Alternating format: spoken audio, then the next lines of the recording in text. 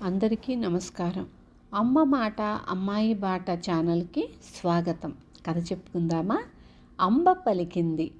శ్రీపురం సుభిక్షమైన గ్రామం. ఊళ్ళో నిత్యము ధనలక్ష్మి ధాన్యలక్ష్మి తాండవిస్తూ ఉండేవి. ఊరి పెద్ద రావు బహదూర్ జమీందారు గారు. ఊళ్ళో అతని మాటకు ఎదురు లేదు.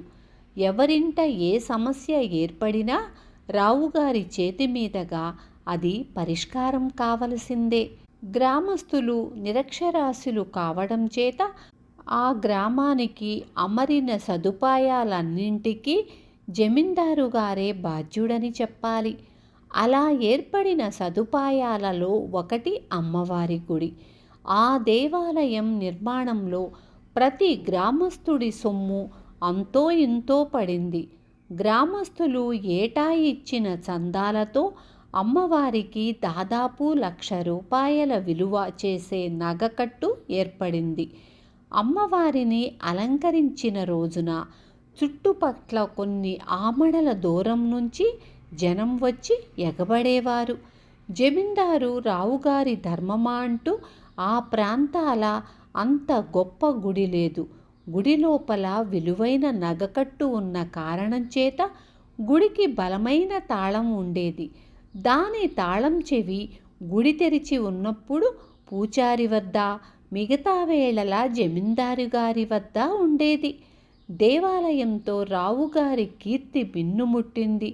గ్రామస్తులకు ఆయన అమ్మవారి ప్రతినిధిలాగా కనిపించేవాడు. ఉన్నట్లుండి ఒక రాత్రి అమ్మవారి నగలు మాయమయ్యాయి. గుడి తలుపులు తెరుస్తూనే ఈ సంగతి గమనించిన పూజారి తలబాదుకున్నాడు. ఆయన వెళ్ళి రావుగారితో ఈ మాట చెబితే రావుగారు తన చెవులను తానే నమ్మలేకపోయాడు. ఆయన పైబట్ట కూడా వేసుకోకుండా గుడికేసి పరిగెత్తాడు. ఈ సంగతి ఊరంతా గుప్పుమంది. ఊరివారు అందరూ గుడి దగ్గర చేరారు. అందరి ముఖాన విచారం తాండవిస్తున్నది. అందరూ ఎంతో భక్తితో చందాలు వేసుకొని అమ్మవారి కోసం చేయించిన 1,00,000 రూపాయల నగలు మాయమయ్యాయంటే మాటలా? జమీందారు, పూజారి తప్ప ఆ నగలను మరో మనిషి తాకలేడు. వాళ్ళు దొంగతనం చేశారంటే ఆ ఊళ్ళో రాళ్ళు రప్పలు కూడా నమ్మవు. మూడోవాడెవడో దొంగిలించాడంటే దొంగతనం ఎలా జరిగినది ఊహించడానికి కూడా వీలు లేకుండా ఉంది. జమీందారు జనాన్ని తోసుకుంటూ అమ్మవారి విగ్రహం ముందుకు వచ్చి చేతులెత్తి దండం పెట్టి, తల్లి, ఇదేమి దురన్యాయం? మేమంతా ఏం పాపం చెయ్యటం చేత ఈ ద్రోహం జరిగింది? ఈ దొంగతనం చేసినవాడు ఎవడో నువ్వే చెప్పాలి. వాణ్ణి ముక్కలు ముక్కలుగా నరికిస్తాను అన్నాడు ఆవేదనతో.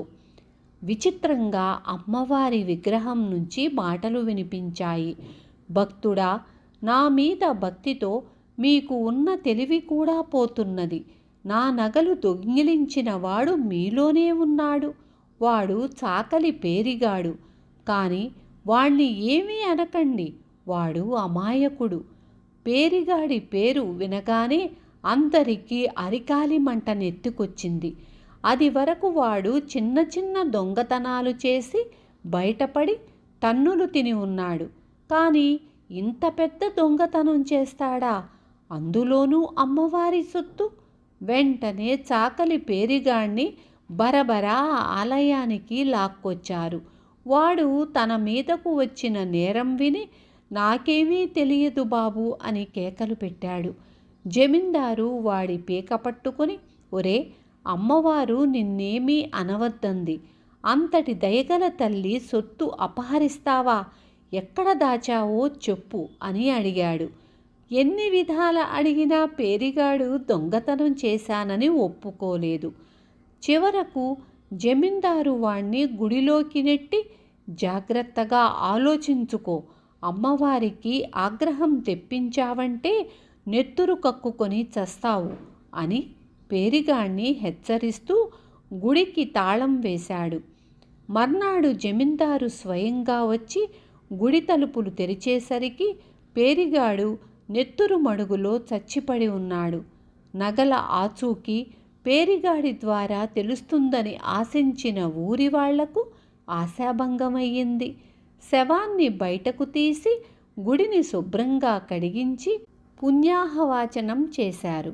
కొంతకాలం గడిచాక రావుగారు అందరినీ సమావేశపరిచి, చూడండి, జరిగినదేదో జరిగిపోయింది. పోయిన నగలు, పేరిగాడి ప్రాణాలు తిరిగి రావు. రాత్రి అమ్మవారు బోసి మెడతోనూ బోసి చేతులతోనూ నాకు కలలో కనిపించి, నన్నిలాగే ఉంచుతావట్రా, మళ్ళీ నాకు నగలు పెట్టండి అన్నది. 100 రాళ్ళు పేర్చితే ఒక గుట్ట అవుతుంది, ఏమంటారు అన్నాడు. మళ్ళీ చందాలు వేసుకొని అమ్మవారికి నగలు ఏర్పాటు చెయ్యటానికి అందరూ ఒప్పుకున్నారు. త్వరలోనే అమ్మవారికి నగలు ఏర్పడ్డాయి. కానీ ఏడాది తిరగకుండానే అమ్మవారి నగలు మళ్ళీ మాయమయ్యాయి. ఊరు అట్టుడికిపోయింది. గ్రామానికి ఏదో చేటు దాపరించిందని, మళ్ళీ ఎవరికో మూడిందని అనుకుంటూ గ్రామస్తులు దేవాలయం వద్దకు చేరారు. రావుగారు దేవతకు చేతులెత్తి నమస్కరించి, తల్లి, నీ నగలు మళ్ళీ కాపాడలేకపోయాం. ఎందుకు మమ్మల్ని ఇలా శిక్షిస్తున్నావు? ఈసారి ఇలాంటి సాహసానికి ఒడిగట్టిన దుర్మార్గుడెవరు? దయచేసి చెప్పు అని వేడుకున్నాడు. అమ్మవారు పలకలేదు. జమీందారు ఆత్మహత్యకు తలబడి బొడ్డులో నుంచి చురకత్తి తీసి తనను తాను పొడుచుకోబోయాడు. అందరూ హాహాకారాలు చేశారు. అంతలో విగ్రహం నుంచి మాటలు వినబడ్డాయి. నువ్వు చావకు, ఈ ఊరి నుంచి నేనే పోవాలనుకుంటున్నాను. మీలో దుర్మార్గులున్నారు. ఈసారి నగలు కాజేసిన వాడు చాకలి బుచ్చిగాడు. బుచ్చిగాడి పేరు వింటూనే కొందరు వాడి కోసం పరిగెత్తారు.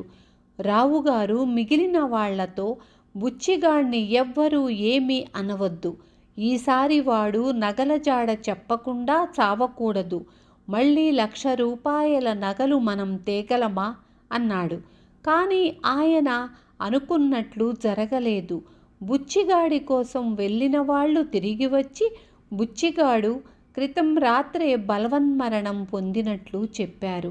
ఈ మాటలు వింటూనే రావుగారు కుప్పకూలిపోయాడు. ఆయన స్పృహ తప్పి ఎన్ని శైత్యోపచారాలు చేసినా తెలివి రాలేదు. చివరకు గ్రామస్తులు మళ్ళీ చందాలు వేసుకొని అమ్మవారికి నగలు చేయిస్తామని మొక్కుకున్నాకనే ఆయన కళ్ళు తెరిచాడు. వాళ్ళు ఇలా మొక్కుకున్నామని చెప్పగానే రావుగారు వాళ్లను మందలిస్తూ, మీకేమైనా మతిపోయిందా? నా ఒక్కడి ప్రాణం కోసం మీ ఇళ్లన్నీ గుల్ల చేసుకుంటారా అన్నాడు. అదేం మాటండి, మీరు చల్లగా ఉంటేనే కదా మాకు ఇళ్ళు వాకిళ్ళూను అన్నారు గ్రామస్తులు. అమ్మవారికి 3వ సారి నగలు ఏర్పడ్డాయి. కానీ ఈ నగలు పోవన్న నమ్మకం ఎవ్వరికీ లేదు. పూజారి కూతురు వాణి చాలా చురుకైన పిల్ల. ఆమె మోసం జరుగుతున్నదని అమ్మవారు పలకటం అసంభవమని గ్రహించింది.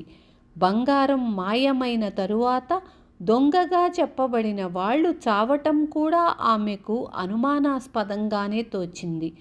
ఎవరో దేవతను అడ్డుపెట్టుకొని నాటకమాడుతున్నారు. వాణి ఈ మాట అంటే పూజారి ఒప్పుకోలేదు. అతనికి అమ్మవారిలో అపారమైన విశ్వాసం.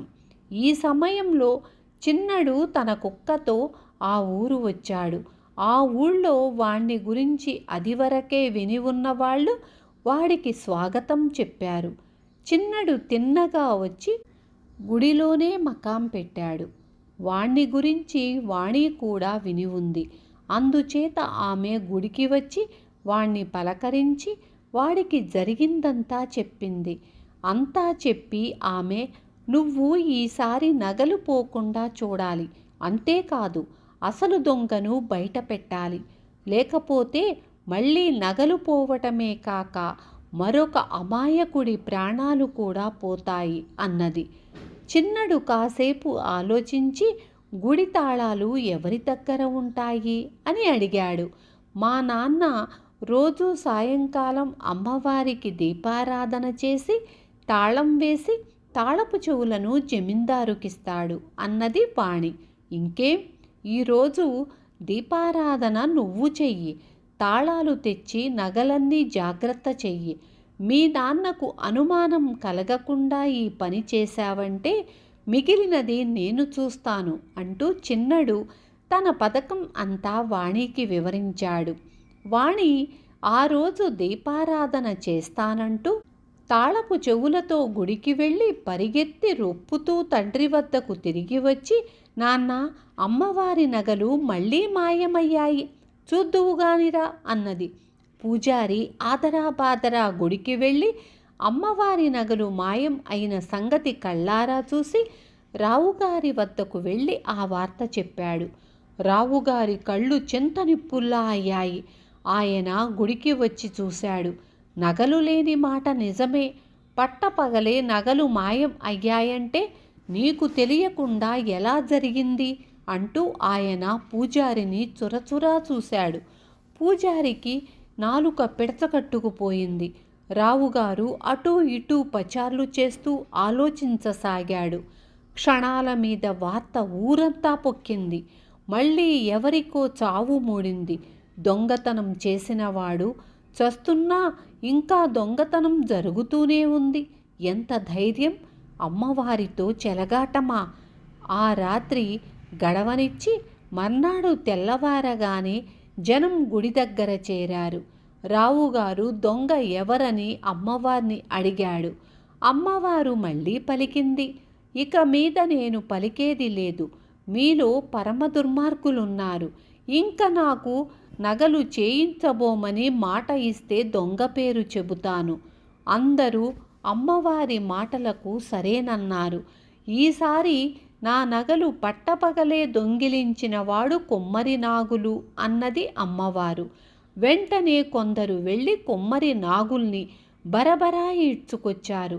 అక్కడే ఉన్న చిన్నడు జనంతో, ఉండండి ఉండండి, ఎందుకో ఈసారి అమ్మవారు అబద్ధమాడింది, అసలు సంగతి నేను తేల్చుతాను అంటూ విగ్రహం కేసి తిరిగి, చూడు తల్లి, జాగ్రత్తగా ఆలోచించుకొని మరీ చెప్పు, నగలు తీసినవాడు నిజంగా నాగులేనంటావా అన్నాడు. విగ్రహం నుంచి కోపంగా మాటలు వినిపించాయి. ఎవడువాడు? నన్నే శంకిస్తున్నాడు, ముందు వాణ్ణి శిక్షించండి. మరుక్షణం జనం చిన్నడి మీదకు ఉరికారు. వాణి వాళ్లను ఆగమని, అమ్మవారు చెప్పినది పచ్చి అబద్ధం, నగలు నా వద్ద ఉన్నాయి, వాటిని తీసినది నేను అంటూ తన చేతిలో ఉన్న మూట విప్పి అక్కడ పెట్టింది. అందరూ నిర్ఘాంతపోయారు. అమ్మవారు ఎందుకిలా అబద్ధం చెప్పింది? వాళ్ళు ఒకరి ముఖాలు ఒకరు చూసుకోవటం గమనించి చిన్నడు, ఇలా అబద్ధాలు చెప్పే దేవతలను నేను ఎరుగుదును, ఈ అమ్మవారిని మీకు ప్రత్యక్షంగా కూడా చూపగలను అంటూ కుక్కను విగ్రహం వైపు ఉసికొల్పాడు. కుక్క వెళ్ళి విగ్రహం వెనుక ఉన్న మనిషిని యువతలకు లాక్కొచ్చింది. ఆ మనిషి రావుగారి పాలేరు పెళ్ళాం.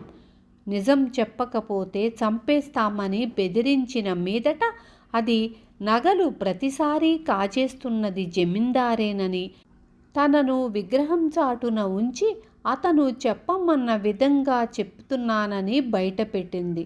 ఈ లోపల రావుగారు అక్కడి నుంచి జారుకున్నాడు. చిన్నడు జనాన్ని తీసుకొని రావుగారి ఇంటికి వెళ్ళేటప్పటికి ఆయన తాను కాజేసిన అమ్మవారి నగలతో పరారీ అయ్యే ప్రయత్నంలో ఉన్నాడు. కుక్క సహాయంతో చిన్నడు నగలను రావుగారి నుంచి లాక్కొని ఆయనను ఊరు విడిచి పోనిచ్చాడు. తరువాత ఊరి వాళ్ళ ఆదరాభిమానాలు అందుకొని చిన్నడు కూడా తన కుక్కతో మరో గ్రామానికి బయలుదేరాడు. విన్నారు కదా, ఇలాంటి మోసాలు ప్రతి గ్రామంలోనూ జరుగుతూనే ఉంటాయి అప్పుడప్పుడు. రేపు మళ్ళీ ఇంకొక మంచి కథతో మీ ముందుకు వస్తాను. ఉంటాను. Thank you.